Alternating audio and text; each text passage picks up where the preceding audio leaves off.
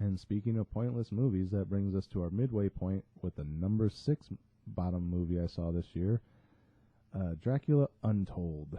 Now, I went into this wanting to like it.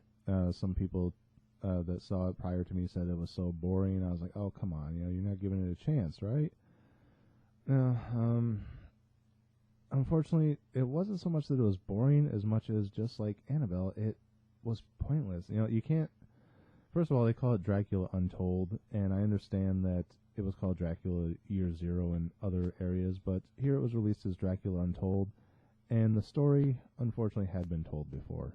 Everyone who knows the story of Dracula knows that it's based off Vlad the Impaler. I believe one of the other Dracula films from the 90s actually incorporated a lot of what was covered in this story into its beginning. Maybe it was even Bram Stoker's Dracula starring Keanu Reeves. But I specifically remember one of the films having him in Romania in his red dragon armor, his wife dying and him swearing to avenge his wife by becoming this beast and becoming essentially Dracula. And that's more or less what happened in this, so it's not Dracula Untold. I think Year Zero was probably the better title for it. But at the same time, it takes that already known story and only puts a minor twist on it. Like, his wife didn't actually die until the end, and at first he wasn't fully evil, he was just using this power. So it had an interesting concept. It just, I don't know, it failed to deliver on it. And the fact that it set up for a sequel, that I'm actually more interested in seeing the sequel than this film, and the fact that this film didn't do well enough to have that sequel actually be made, leaves it as another one of those, kind of unfinished things that happen in our lives where, they left it open for a sequel. Well, maybe the sequel will be better. Well, the sequel never got made. It's kind of like Super Mario Brothers 2. The movie, not the game. The Super Mario Brothers movie, which, yes, it does exist. For those of you who didn't know, I do own it. It's available a lot of places. But it left open for a sequel, and the movie bombed so bad that, even though I liked it, and a lot of other kids liked it, it bombed so bad that they never made the sequel. So it's just one of those, wait, what happened? Why was she ready for action? The next one was going to be this awesome action movie. We'll never know. And that's kind of what's happening here with Dracula Untold. It's if they do make a Dracula Year One, I'd be interested to see where the story's going. But at the same time, I don't think it did well enough to justify that. So, again, why was this movie necessary? Why did it have to exist? It's, had they gone a different route with it, like, say, the way Dracula 2000, when they told Dracula's origin story, it's like, yeah, me as, Vlad the Impaler or whatever else you may have heard, but there's more to my story. I go back further than that. I transcend more time. And what they ended up coming up with, like the movie or hate the movie, what they ended up coming up with in Dracula 2000 was so much more interesting than what this is. Yeah, it took a while to get to it, but once they got to it, it's like, wow, that was a concept I hadn't really thought of. And in this, it just, you think Dracula Untold, they're going to do something that we haven't seen before with this story of Dracula. No, it's same story we've seen before, and it was pointless, and you're never going to get the sequel to it, so thanks for your money, bye. So, again, it sounds like I'm a lot more mellow about this one than I was about Annabelle, so maybe, I'll stick by my footing on this one. I was really starting to rethink this list as I've been saying this, because I was a lot more rage-filled at the end, where now I'm indifferent and don't care about things, but each time I talk about it and say the same thing for a film that I said for the previous one, it's like, well, I'm less indifferent towards this one, so maybe my order should be reversed, but I think it's because it's the same concept. Really, Annabelle and Dracula Untold probably should have tied for a spot, but, I already had a tie, so I needed to fill out the list, and I'd say these ones are probably flip-floppable, but I'm going to stand by my footing, and that's why Dracula Untold is number 6 on the bottom movies I saw of 2014.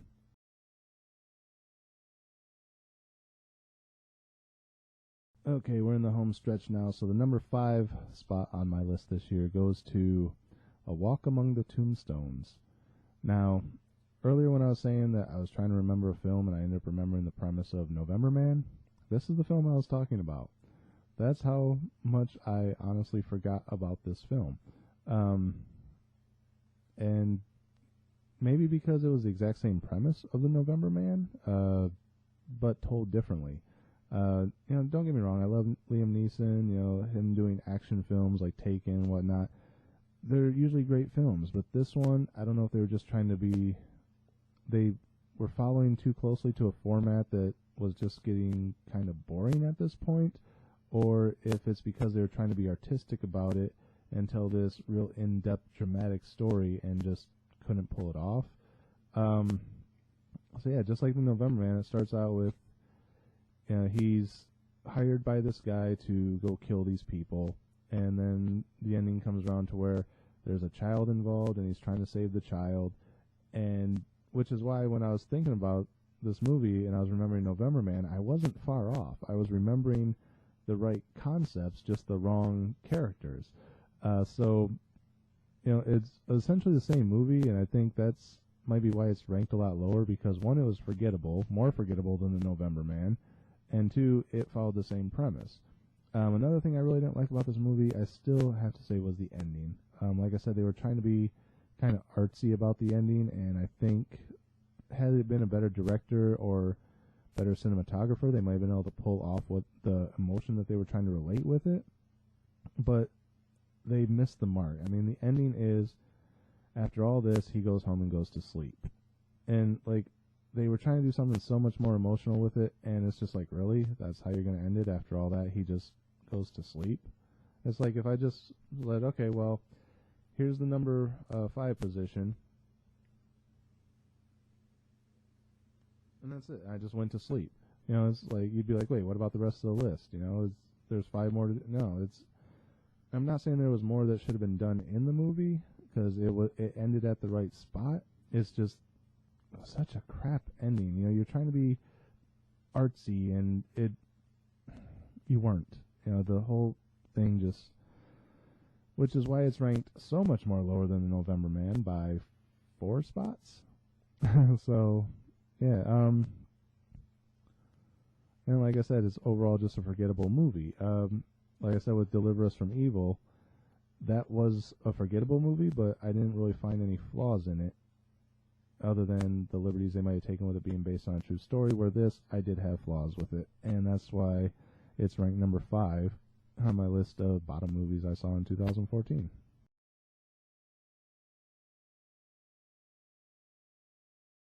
Okay, so we're up to the number 4 spot on my list this year, and number 4 goes to a movie probably nobody saw called Something Wicked. Now, this seems like it was a little bit more of an independent release. Didn't get a lot of advertisement in the theaters. I only ever saw one preview for it, but the preview was enough to kind of draw me into it, like, I wonder what that's about. Because obviously the preview shows you a little bit of what it's about, but not enough to really go off of. Well, unless you're a major theater, then they show you the entire movie in a 5-minute preview, and then you watch it like, oh, really? That's all the extra you gave me? But yeah, so more or less, I saw one preview for this. I was like, it looks more independent, but it looks interesting. I'll check it out. And I saw what they were going for in it. I just don't think it was executed to what it could have been. Had they had a proper studio back, well, obviously they probably had a studio backing because it made it into theaters, but had they had a big theater backing, stronger direction, better, more well-known actors playing this, it probably would have been a lot better, but it did have its flaws. But again, another one that I honestly forgot what even happened in the movie and had to go back and look it up. And again, another one that I was trying to figure out what another movie was about and thought of this one, and I was like, no, wait, that was that other movie. So yeah, these ones are just kind of like forgettable movies. Maybe I should do a forgettable movies of 2014 and put some more hateful movies on this list. Don't worry, the rage is coming back. When you get to the top 2, you'll see a lot more rage, but this filler section is more or less just the garbage of the year, I guess. It is the bottom 12 movies, so forgettable ones are still on the list, right? It's not all about the rage. So yeah, Something Wicked.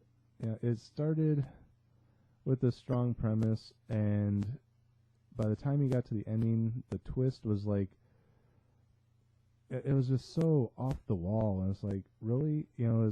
Well, if that was the case, why would she have gone through all this? She hated this one guy enough to go through all this. Why? Just tell him right off from the start, hey, fuck off. It's like, I'm going to go do my thing, and I don't want anything to do with you anymore. But through the whole movie, it's like, oh, I love you, I love you, I love you, I love you. Oh, fuck you. It's like, it just didn't work. I don't know how else to say it. It didn't work. Like, everything she's going through, you think someone's after her, and it turns out, spoiler, she was the one behind it all, and she was trying to blackmail this other person and lead them into all this stuff. And it's just, I understand what you were going for. Just the delivery was bad. So bad that, even though I remembered your film, I thought it was another film. That's how bad it was. And that must say something about the other film, which will probably be coming up on the list sooner or later.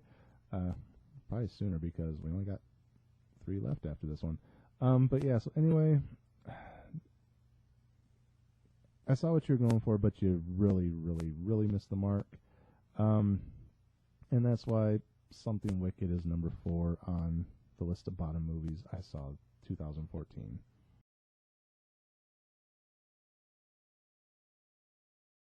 And here we are at number 3, scraping the bottom of the barrel. We're in the home stretch. What movie could possibly be worse than all these others? Well, number 3 goes to a movie called Innocence. Again, it seemed like a little bit more of an independent film. Didn't really make it to too many theaters, at least not that I know of. Again, I only saw one preview for it. Preview, again, just like Something Wicked, was enough to intrigue me, like, I wonder what that's about. From what I hear, it's a remake of an old Japanese film, I believe. But I think they took a lot of liberties with this and more Americanized it, because what I was reading about the Japanese version, I think it was, way different movie than this. Starts out a similar concept, but then just like way off the path. And Innocence, believe it or not, is the movie I was trying to remember when I was going through Something Wicked. I was like, what was Innocence about? Was that the one where the girl did this and this? Oh yeah, that's right. No, wait.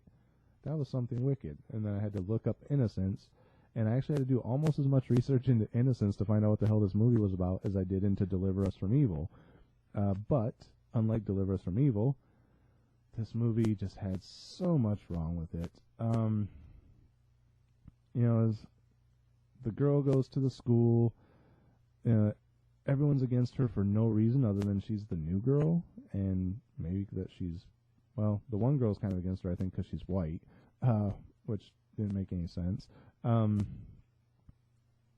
So then, like, all this stuff is going on at this school where everyone's against her, but then the teachers are her friends, and it's like, oh, it's okay, you'll fit in eventually. Everyone's just, kind of like that around new people. Well, then put your damn foot down, like, hey, knock it off. You were new once too. And then, like, the whole ending, they lead up to this big ending, and then she's been fighting against these people this whole time, and then they're like, join us, and she's like, okay. And it's like, wait, what? You're joining them? And of course they try and do the big twist, like, oh, I didn't actually join you, I'm trying to destroy you. And then at the end, like, maybe she did actually join them, and the whole point that in order to join them was you had to destroy them or something. Because it leaves fucking cliffhanger endings where it's just like, we don't explain shit, we're just going to show you something. It's like at the end of the Michael Jackson Thriller video when he turns around, his eyes are yellow. They were supposed to be implying, was he actually the beast the whole time or not? But that is a solid closing like that. When you do something like that in this movie, it doesn't work. It's like, wait, so they wanted her to join, she said no, then at the end she's going to join, but then she turns on him, but then her eyes are still glowing, so it's like, wait, did she join? Yes. It doesn't work in this film. Again, I understand what you were trying to go for. You're trying to be that big film that just does that twist ending, the M. Night Shyamalan thing, but it's just poorly executed, and from a lower budget independent style film like this, I understand it's really hard to pull off. M. Night Shyamalan, when he first did it, he was still kind of independent, but he had bigger name actors. Maybe that's what's wrong. Maybe it's the cast. I don't know, but something about this movie, just like something Wicked, this movie just doesn't play right, and I think a lot of it is the lower budget. I think had it been a stronger budget, stronger, the writing was okay, but maybe rewrites and stronger studio behind it, stronger actors, it could have been a lot better. The twist ending and the shock twist ending might have played out better, but overall in this it just didn't work at all. And it ended up being overly forgettable. And that's why Innocence actually comes in under Something Wicked and takes the number 3 spot on my list of bottom 12 movies I saw for 2014.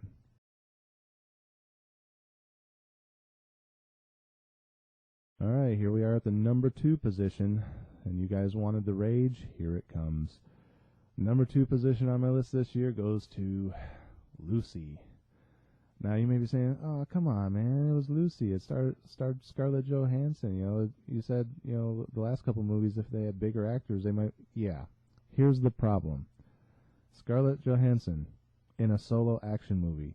The girl who's been playing Black Widow in everything Avengers related and in the Avengers itself and kicked major ass. Okay, she's finally getting her own action movie. This is going to be fucking awesome, right? No, it wasn't. You have this incredible actress doing this, what should have been an awesome action film, and she basically does nothing through the whole thing. Yeah, the few action sequences that she did, they were pulled off okay, but from Avengers quality standpoint, which I'm used to seeing her in now, it looked like the Austin Powers movie when Fat Bastard's doing the wire fighting and his wire breaks. I mean, there's just so much more they could have done with this movie. The overall concept of the movie in general, about someone gaining full access to their mind and full potential, should have been amazing, especially when you put it in an action movie. It's been done so many times in dramatic movies, like the John Travolta film Phenomenon. What was the other one? Powder. Just so many others that I can't even think of right now, pulled off this concept so well in dramatic movies that you figure, let's put it in an action movie and it'll be awesome, right? I mean, like, look at the Bourne films. He didn't have 100% access to his mind, but he was probably pretty freaking close. I mean, from the one Bourne film that I saw, it kind of seemed like that's where he was going. Like, he had all this stuff locked away in his head that he could unleash and not even know it. So this concept could have been amazing, especially when it gets towards the end and she's starting to, like, see technology in a certain way. It could have been so much more, but there was just no depth to the character. There was nothing to... I mean, yeah, she was supposed to be this vapid little ditzy airhead blonde that suddenly got full access to her mind and could fight, but I think she kept trying to still be that ditzy blonde, even though she was supposed to be incredibly smart, or at least that's the way it was coming off to me, was even though she was incredibly smart, she was still that original person inside, and maybe that's what they were going for, but honestly, that hurt the movie. Instead of letting her evolve with her mind, they kept her while everything else around her changed, and yeah, it just could have been done a lot better, especially starring Scarlett Johansson. I mean, she's a great actress. I just think this one fell on really poor writing, poor direction. I just don't know what to say about it. I wanted to like this movie going into it. It looked like it was going to be awesome, and it was probably one of the biggest letdowns of the year, honestly. And there's nothing else to say about it. I'm spent. So yeah, that's why Lucy is number 2 on the bottom 12 list of 2014.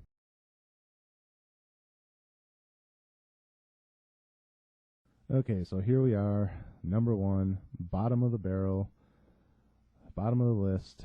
What could be so bad that it ranks at this spot? Well, up until I saw this movie the other day, Lucy was going to be number one. That's how much I disliked Lucy.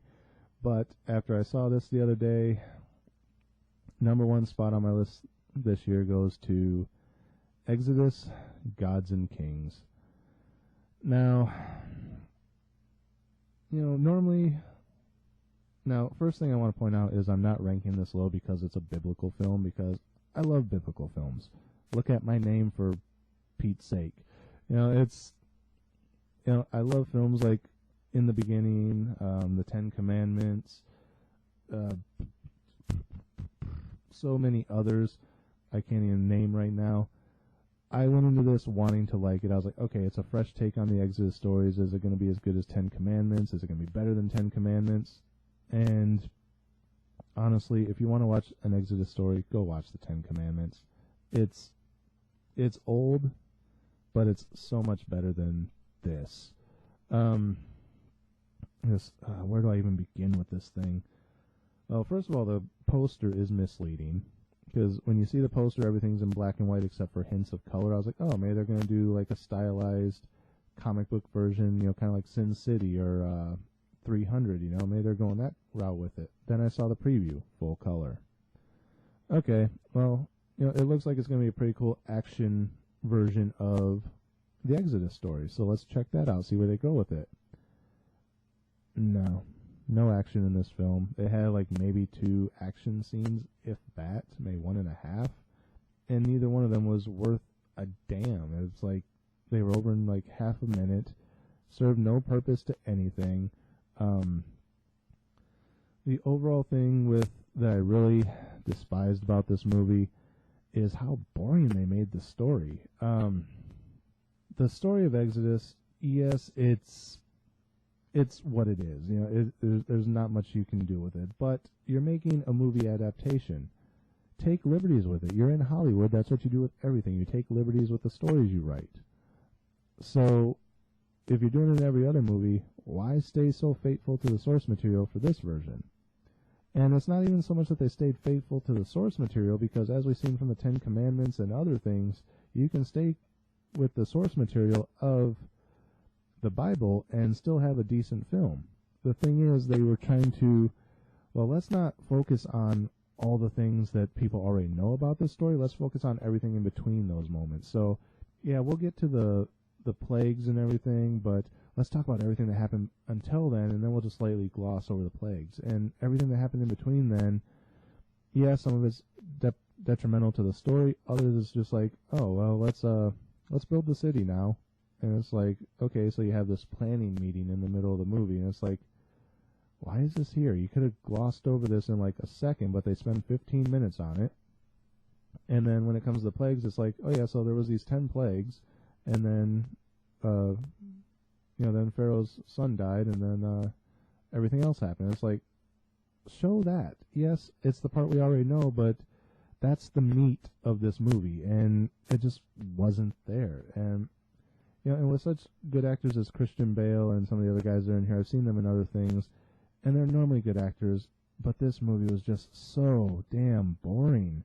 Everything that should have been what draws you in and gets you into the movie, it sucked all the life out of it. You're just watching it like, oh God, when is this going to end? And it's 2.5 hours long. Half the people in the theater around me, while I was saying, how much longer is in this? The guy in front of me literally said, is this over yet? How much longer is in this? And his wife pulled out her phone to look at the time, and she goes, it should be over in a few minutes. It's like, even I was thinking that, this thing's 2.5 hours long. Why? You could have made it a 2-hour film with everything that you showed. You could have taken out half that stuff you made and made a decent epic at 2.5 hours. And if you don't say it can't be done, because look at like Passions of the Christ. Mel Gibson, say what you will about him, he made that movie awesome, and that movie was like 2.5 hours. And he's going off everything in the Bible, and he's showing you the meat of it in a way you've never imagined it before. And that's what they needed in this movie, and that's what they missed. And yeah, overall, it's just 2 hours of get on with it already. So, like I said, if you want to watch a good Exodus story, go watch the Ten Commandments. Yes, it's old, it's dated, but it still holds up and is much better and more grabbing than this. This movie is just fucking boring. And honestly, that's why it beat out Lucy. As much as Lucy had its flaws with how it screwed everything up, at least the main story was still intriguing, where this one is just, you're waiting for it to be over from the second it starts. It barely even had a strong start to it. And, it's not impossible to do good biblical films.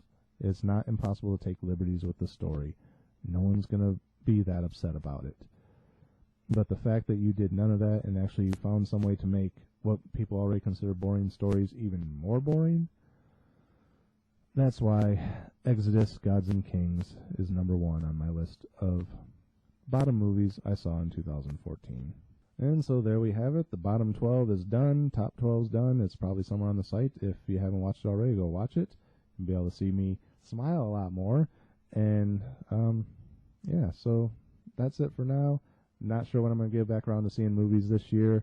I know it's going to be a little while because I got CES coming up, and I'm still a little bit fixed on money, so it might be a couple months. There's still a couple things I do want to see in January. If I can get to them, then I might take like February off and then start back up again in March just to give myself some time to recuperate some money. But until then, as always, thank you for watching. It's been another awesome year with you guys. I keep doing this every year because of you guys. So as long as you keep watching, I'll keep doing it. So until then, again, thank you for watching, and have a happy new year.